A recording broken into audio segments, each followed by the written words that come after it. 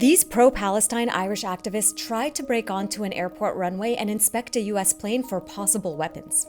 Go, go, go, go, go, go, go, go, go, go, go, go. The goal was to stop it from flying wherever it was going in whatever way possible. Two aims is to damage the planes, and then also we want to search the planes because the Irish government refuses. Irish activists like Claire and Sinead are taking direct action like this because of now confirmed fears that Ireland has allowed U.S. planes to transport weapons bound for Israel through its territory. They're carrying munitions of war that are going to Israel and will be used in Gaza. Ammunition, weapons, F-35 parts. The government has really done nothing to prevent this. Aiding the flow of U.S. weapons to Israel is why a new UN report says Ireland is complicit in Israel's genocide in Gaza. They refuse to act. They know what's happening and they continue to allow these flights. The UN Special Rapporteur on Palestine says Ireland's failure to act shows an intent to facilitate Israeli crimes. We have given explicit details to the government, including shipment numbers and, in some cases, manifests. They just continue to turn a blind eye. They know which flights are carrying the weapons because it's usually the same flights and same routes over and over again. So what's the U.S. military's connection to Ireland in the first place? Well, since 9/11, Ireland has allowed the U.S. military greater use of its airports. That's because it aligned itself with the U.S. in the so-called War on Terror and became a strategic waypoint for the U.S. wars in Afghanistan and Iraq. At the center of this is Shannon Airport in the west of Ireland. Demilitarized Shannon Airport, the U.S. military is now about to.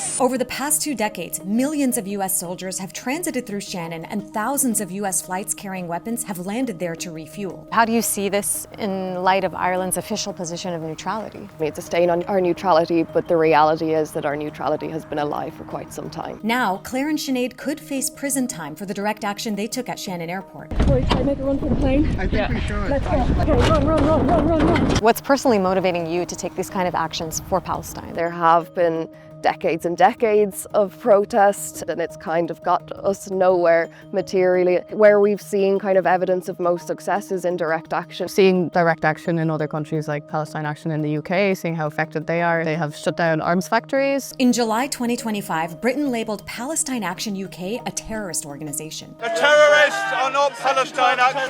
Freedom for Palestine. What does it mean to you to be part of Palestine Action when they are being criminalised currently in the UK? Irish people with our history of colonisation and resistance understand how the label of terrorism is thrown around, and it's the people committing the genocide that obviously are the terrorists. These type of actions don't come without risks, including the risk of arrest and imprisonment.